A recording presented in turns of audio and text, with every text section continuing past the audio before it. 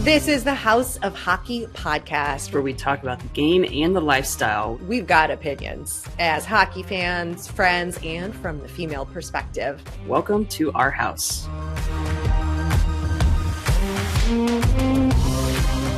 Welcome to the House of Hockey podcast, episode 159. Ooh, I like that. 59. Roman Yossi. 159. I'm one of your hosts, Breezy. And I'm your other host, Rae. I am in Seattle. I have the worst internet connection. I just spent $20 to pay for internet. It didn't work. So I'm now connected finally on my phone, but it's okay because I have had the most memorable, the most memorable days of my life happened yesterday. And I can't wait to tell you all about it. It involves some legendary Blackhawks players, as well as legendary broadcasters. Yeah, she called me yesterday. We'll get to that. Yes. We will get to that. So we have 4 headlines to go over really quick. And yeah, you ready? Yeah, let's do it. Okay, so I clearly was the one that wrote the headlines this week because it's bare minimum here. I'm still working on it, people. Anze Kopitar has the most games played by a King. Happened last night, which was Saturday night, versus the Boston Bruins, which they did lose. But Anze Kopitar has played 1,297 games as a King. And the cool part was his son, Jakob. He read the starting lineup, and it was the cutest thing ever. And when it got to Kopitar's name, he goes, "And my dad, number 11." I was almost in tears, Breezy, and we all know how quickly I am to tears these days, just because of, I'm evolving as a person. Mm-hmm. It was the cutest thing I've ever seen. His son. And his the sweatshirt that he was wearing that said, "My dad is my hero," with like him and his sister and the doggy. It was like so amazing. And just, you could feel the love coming through Anze, like as he was sitting there watching, like, beaming with pride for what he's done. Not even, I think, his career, but like for, just his son, his son. Yeah. And being able to have that magical moment. I mean, this is what it's all about, right? The family, community, not just what these guys do on the ice, but, what the organizations do for them. I thought it was amazing. It was amazing. So what was the record again? That's like the most games by a King? Games played by a King. So he did sign an extension, so he does have 2 more seasons. And they were talking last night on the broadcast that the only player that could match him or beat him would be Drew Doughty at this point. So it's interesting to see, or that would be happen, interesting to see. It could happen. It very much could happen. So let's see how many more Kopi's got in him, and let's see what Drew's going to do. I mean, they could just keep going back and forth between the two of them, but yeah. But with his 2-year extension, that would make him 20 seasons, so 20 years with the Kings. What? I think that's what it said. I think that's what I heard. I don't know. It was a rough day yesterday, but I'm pretty sure that's what it was. It was a rough day because I called you in the middle of your workday with the incredible story that I have to tell you and everybody, because I was very uncool and freaking out. And the only person that I could call immediately was you. And you answered because you're an amazing friend. I do. I always answer your phone calls. You do, especially in the middle of a workday. It must be important. Yeah. And I answered it because I think she probably could tell that I was having a rough day because of the way I answered it. Maybe. I was like, "Yes, ma'am." I could tell something was up because when I told you the story and I was waiting for your reaction, you were like, "Whoa." And I was like, she must be somewhere she can't like properly respond. Maybe she didn't hear me. Anyway, go ahead. What's the next? We'll get to that in a minute. What's the next topic? Sorry. We'll get to it though. Oh, my absolute favorite. The Vegas Golden Knights have the best record as a defending Cup champ for the start of the season at 6-0-0. Yes, and they just beat the Chicago Blackhawks at home for our home opener, but that's okay because Connor Bedard got his first home opener goal as a Blackhawk, so that's fine. But they're And it was on fire. his first shot at the United Center, and that was the first ever since Jonathan Toews in 2007. Which that is a And stat that I had as our fourth bullet point. So now we only have one left, people. guys, we've got stats. We're turning into a stats podcast. Yeah, right. The other stat I saw, and I didn't write it down because I was in a state of delirium after the game last night. So I went to the Seattle Kraken game last night. Oh yeah, I didn't say that out loud. I went to the Seattle Kraken game last night. They were hosting the New York Rangers, but there was another stat I saw, and this is relevant to my story. Eddie Olczyk was the youngest player on the Blackhawks to score a goal, his first home opener goal or something. Now Connor Bedard is the youngest player as a Blackhawk in his first game as a Blackhawk, something like that, something to that effect. He's just surpassed, I believe he just surpassed Eddie Olczyk by like days. It was like 18 years old and how many ever days, old That's he crazy. is. Yeah. And that's amazing because I met Eddie Olczyk last night. Mm-hmm. She did. I'm trying not to scream. I don't want to blow your ears out. She's freaking out again. I feel like we should just get to it and like scratch the last stat. The last one's not even that important. No. We'll get to that in a second. So that happened. But I just was like, the synchronicity and the like timing of everything that happened yesterday was just so bizarre. Like, what are the odds I'm like a Blackhawks fan and then it's the home opener, but I'm in Seattle and I get to meet Eddie Olczyk, and this like stat has just been surpassed by Connor Bedard, and like I mean the whole thing is just bizarre and incredible. But Vegas, hot. They are hot. That's where I'm going to be tomorrow. I'm traveling there. I feel like I kind of have to go to the game now. Like, do I have to go to the game? You might have to. I mean, they're playing Philly, so I wouldn't be upset about seeing my boy Tortorella. Right. But like, maybe I need to go see Vegas play now during this incredible run that they're having. There was some other stat I saw that was like, they have the best record since the All-Star break of this year, too. Yeah, I saw that too. They had they're averaging like 3.5 goals a game. And yeah, I saw that. I was like, I'm not even, good for them. On to the next scroll.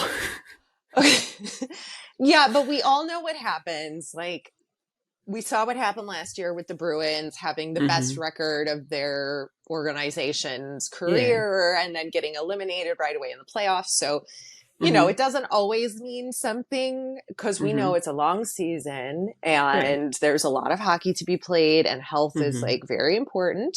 But they are a team to watch. The other topic was just Connor McDavid got injured. And he is sustaining. So as of right now, when we're recording this, I have not seen any news. It just said that it's potentially just a muscle sprain, which there's no time frame as of right now. Upper, lower? I did not catch that. Okay. So I saw he was grabbing his side. Was the quote I saw. And the sides could be upper or lower, depending on if you're more legs or more torso. Depends. Are you more legs or more torso, Breezy? I'm pretty sure I'm more legs than torso. I got kind of long legs. Yeah. I have no torso. It's very shrunk. She's looking, guys. I did grow, though. You grew? What do you mean? You can't grow. I grew. Because I used to think I was like 5'7" and something, right? Yeah. But like I walk like pretty straight, and people kept telling me that I like look taller. But I've been really like focusing on like stretching out my spine a lot because I have to walk really straight in my job position. I have to have good posture. I have to have a presence to me. Authority. Authority. I'm stupid. I'm so stupid. Anyway, No, you're not. So I measured. I was measured, and I am 5'8" on the dot. So I grew. Okay, well, I will let you have that one, Breezy. Thank you. Grew a couple centimeters. That's all that matters. Well, I'm very happy for you, and I do feel like this much bad for Oilers fans right now who are sweating this Connor McDavid injury because, as we all know, Oilers fans think he is Jesus, McJesus, and that he's their savior and is going to bring them a Stanley Cup. And I mean, while that might be true, I think he needs a little more help on his team for that to happen. And hopefully it's a minor injury and we can get one of the best players back on the ice to watch. But yeah. Also, side note, Leon had another encounter with a media person when they were like, "What are you going to tell Stuart? What are you going to say to Stuart?" Yeah, Stuart Skinner, the goalie. What are you going to say to him or something? He's like, "What do you mean? What am I going to say to him?" Because I guess he came out of the goal to like try to stop the puck, and he goes that he made a mistake. Like everybody makes mistakes. Like what am I supposed? What do you want me to say to him? He might be my favorite interviewer, actually. I like when he does interviews. I'm gonna have to watch some more of those because those are. Yeah. But wait, did we get the name right? Because there's Jeff Skinner. No, Stuart Skinner. There's two Skinners in the league. Yes. Of no relation. Yes. Just like we have Canes. Stuart Skinner. Yeah, Stuart Skinner is a goalie for the Oilers. Yeah, that's what I thought. I just, Yeah, and then Jeff Skinner plays for the Sabres currently. Yeah, I believe. Yeah, he does that between two stalls, which I'm waiting for a new episode to drop. I don't know what the holdup is. I know. What is that holdup? Does that like a hockey season or something? Strike? I don't know. Actors strike. Jeff can't get back in between the two stalls to do his show. Phenomenal content, everybody. Phenomenal. Yeah. Okay. There was one other thing, and then I'm going to tell you all about my experience. So, and I'll probably be rushing to get to the airport, but that's okay because that was my fault with the internet. So, okay, there's been a controversy with the shootout goals and the players doing the slow-mo 5 million puck drag back and forth, like going so slow. Handling. And then, thank you. Yep, that's the word. And I think I agree with the people who are upset about this. I think that slow stick handling is, first of all, that's not the intention of what a shootout scenario is for. And that on the other side, though, like, what do you see? Like, okay, you make a new rule and you're like, you players are not allowed to go slow during a shootout when they're approaching. Like, people need to calm down. They need to simmer and reel it back in because this is just getting ridiculous. They're making this sport soft, and I do not like it. Wait, you think that going slow is okay? Yeah, if that's what they want to do, then that's what they want to do. No, that defeats the whole point of it. They could do whatever they want. If they're trying to score a goal, then they're trying to score a goal. I don't know about that. I think... Okay, that's your opinion and that's his mine. I don't know about that. Okay, buddy. It's incredible for them to show off their stick handling skills, but at the same time, that doesn't give the goalie any advantage. This feels like some soccer bullshit. God, a goal doesn't give the goalie advantage. They're trying to score on him. Yeah, but it gives them no opportunity whatsoever to it's like turning into soccer where you have to just plenty of opportunity. Guess, because you can only go one way or the other and you don't have time to get to the other side. You're a goalie. You should be keeping your eye on the puck. You should be able to do it. If you can't keep your eye on the puck, then that's on you. No, I don't support this. And I think, support it. Of course you do. This is why we have a podcast, folks. This is why we talk about controversial topics. And this is why Ray thinks that I'm always wrong. I do not. I know. I do not think you're always wrong. We just have differing you opinions. You just don't like my opinions sometimes. No, we just have differing opinions. I respect your opinion. I just don't agree with it. That's how I feel. Okay. So we're going to just call that a agree draw. to disagree. We're going to go to a shootout on it, Breezy. Okay, well, you're going to probably get juked. I don't even know what that means. I'm not even cool. I don't even know what that means. I think loss. I think I'm going to lose is what I understood that as. I'm in Seattle for work.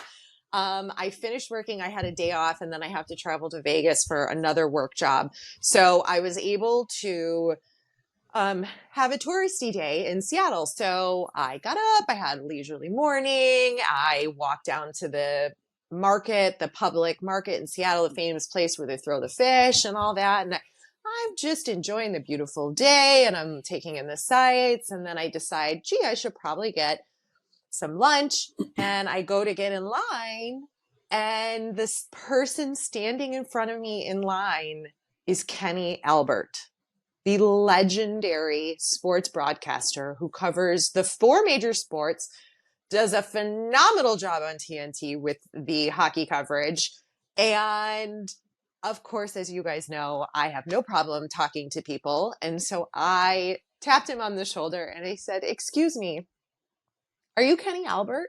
And he said, "Yes, I am."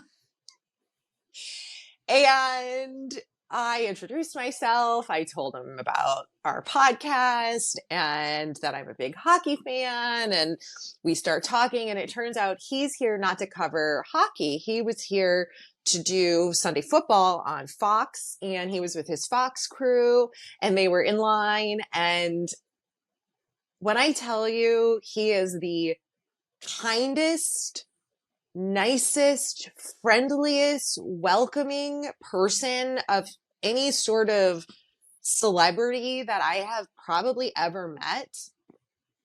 I mean it. You're not lying. No.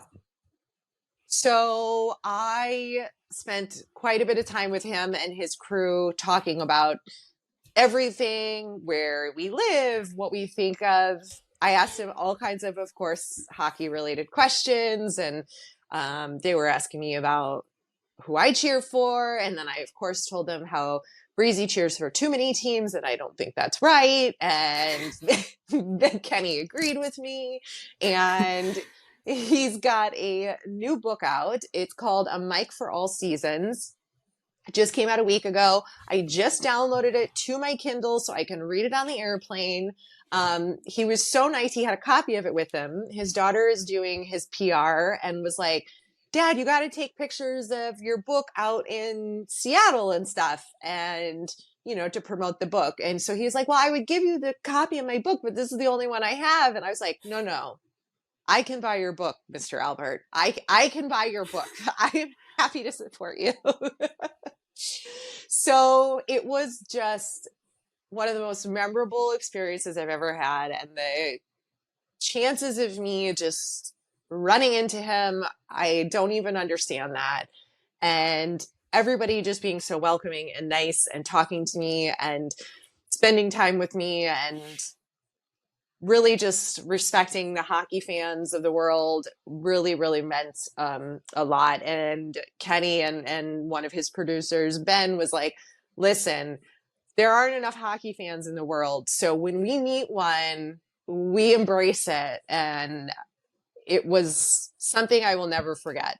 And then because I am so uncool, and they had to go off and do their thing, and I left them, I called Breezy immediately. Immediately. And she was screaming in the phone and like making noises I have never heard come out of a human before. And so I'm at work, I'm sitting in my office, and I'm busy doing something, but I have someone in the office with me. And she's laughing. hysterically, but like trying to like be quiet because she doesn't want Ray to know that she's in the room with Oh, me, I don't even care. though no one cares. And she's just going off. She's telling me the story. She's freaking out. She's asking what she should be doing for later at the game. She's telling me that I know that she's not cool. But I told her she's sometimes cool. She's sometimes fun. And eh. But yeah, those noises you were making, they're like, I was like, I can't breathe. and then you were I'm starting, and freaking then all of a out. sudden you were like, all right, I'm good. And then it was like this like screeching sound, and I'm like, is there a car accident happening? No, it was you. It was your I voice. was like, Something was coming out of you. I Yeah. was like, I can't. I was like, I just like couldn't believe what was happening. I mean, I was just like happy to have like met him and tell him. I don't even think Yeah. I told him how much I appreciate his broadcasting ability because I was just in like a state of like confusion of that like this was my real life and this was all happening. And I Yeah. was trying to just like be cool and not put my foot in my mouth and see something wrong and like be normal. And I think I pulled it off because that leads to the second part of the story. So I went to the game last night and they were all going to the game as well. And when I left them at the market, I was like, well, great to meet you. Like, this was so awesome. Thanks. Like maybe I'll see you guys, at the game. And they were like, yeah, we'll see you there. And I was like, okay, maybe they're just like being nice. Like, I don't know.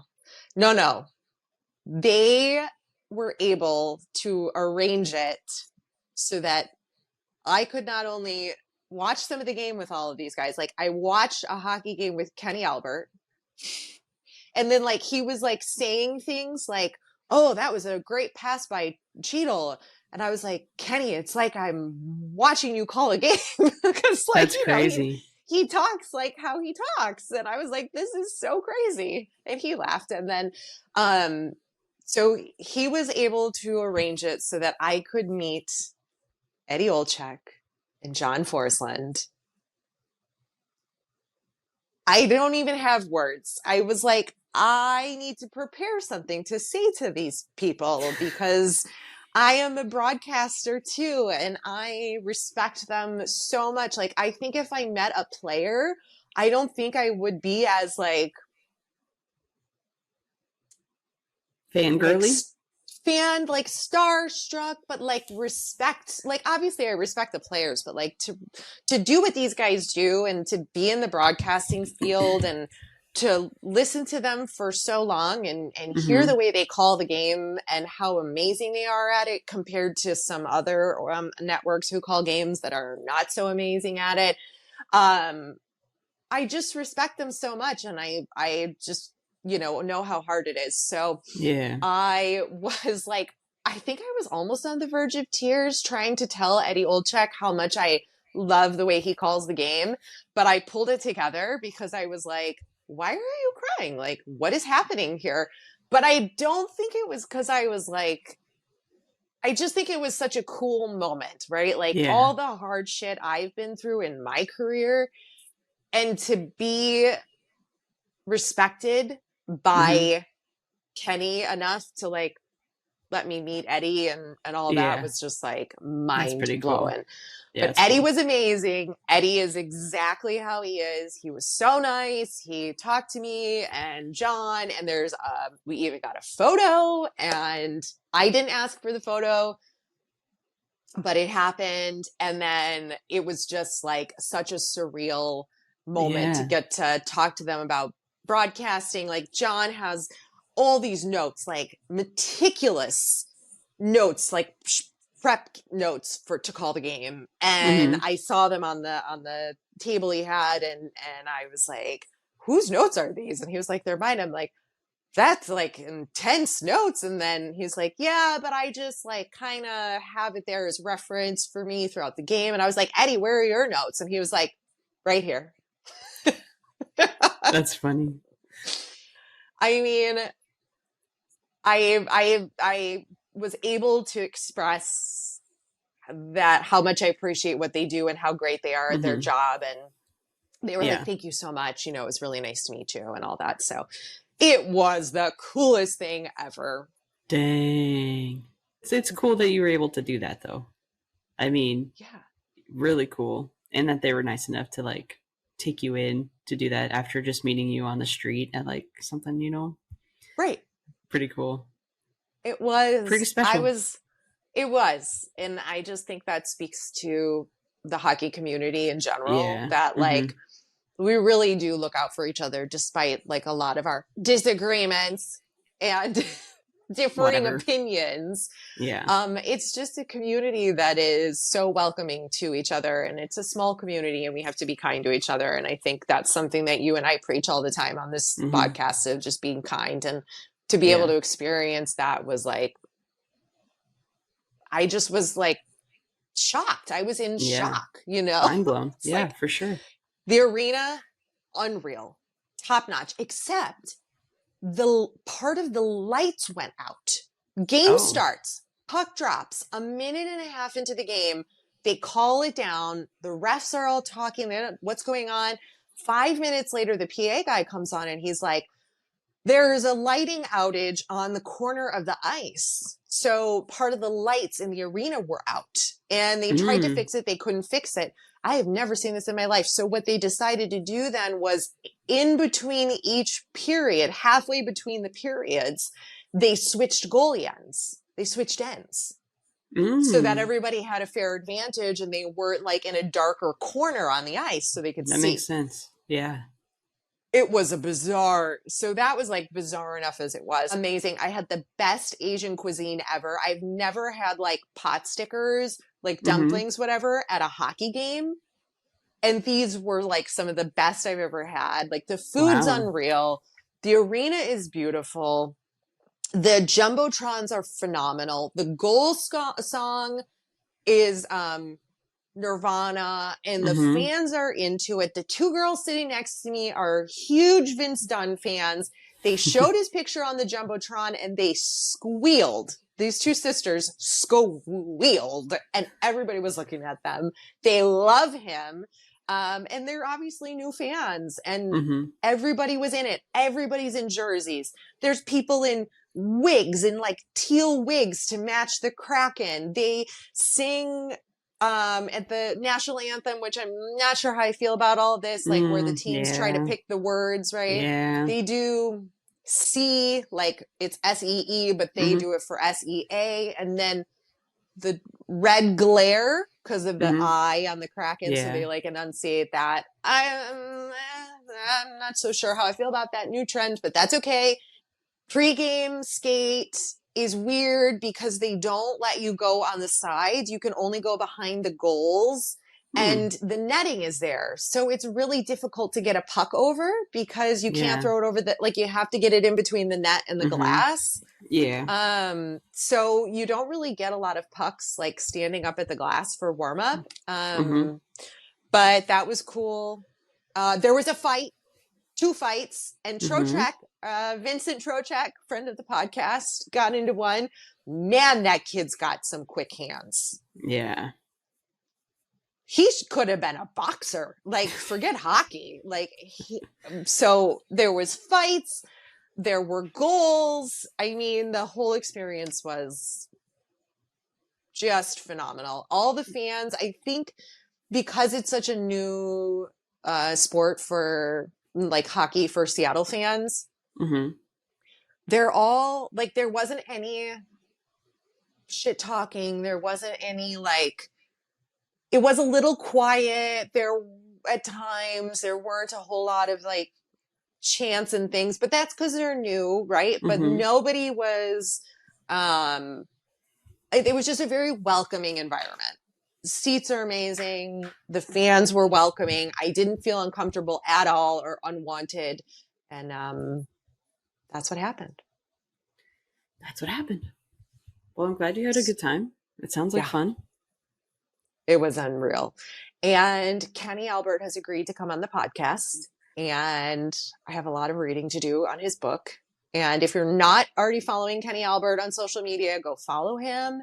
get his book. You can download it on Kindle. You can get it on Amazon, Target, anywhere that books are sold, and read his book. Update everybody on our new store and our merch, Breezy. Yeah, so I created a merch store this past week. Ray did some cool designs on some greeting cards. So you can get some birthday cards, thank you cards, just appreciate you cards, whatever they are. And then I'll be uploading some like apparel, hats, t-shirts, sweatshirts, and stuff like that as the season goes on. So if there's anything that you think that would be cool that you would want to wear, shoot it my way and I can design something for you and we'll get it up on the site. We need ideas. We'll have our link in our bio and for the podcast, as well as in the link tree on our Instagram. Is it on our website yet? And it will be linked to our website. I think you're really going to like the cards that we created that are like, there's nothing that exists like this in the hockey space for like fun hockey related cards. So stock up. Have them for birthdays, for thank you cards, whatever, celebrations. They're super affordable. Digital, they're digital downloads, so you can get as many as you would like and send them out digitally, or you can print them out yourself or go to CVS and get those printed on hard card stock, whatever you wanted to do with that. So, and make sure to send us voice notes on Spotify. If you have thoughts, questions for Kenny Albert, what do you want us to ask him? Drop those in our voice notes. We'd be happy to send those. There's a way to send us messages on podcasts for Spotify. And I need like a week to recover from one day of life. We got to go. Bye. Thanks for coming over to our House of Hockey podcast and hanging out with us. We'll be back next week with a brand new episode. And in the meantime, you can follow us on social media. Just look for House of Hockey podcast. We'll be back next week.